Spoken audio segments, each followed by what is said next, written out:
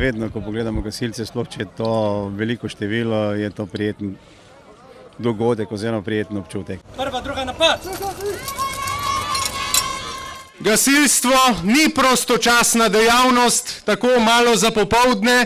Gasilstvo ni hobi, gasilstvo je način življenja. 6000 uniformiranih gasilcev, torej, ki prihajajo iz celotne Slovenije.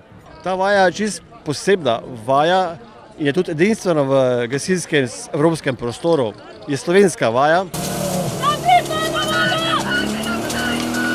Z zadovoljstvom lahko ugotavljamo, da glede na številne intervencije, ki jih imamo, relativno majhen odstotek poškodb in nesreč. To pomeni, da so naši gasilci dobro psihofizično pripravljeni in da imajo izvrstno strokovno usposobljenost. Nismo junaki in ne želimo biti junaki, kajti tega ne delamo zato, da bi nam drugi rekli, da smo junaki, ampak delamo to zato, ker smo prepričani, da nas ljudje potrebujejo.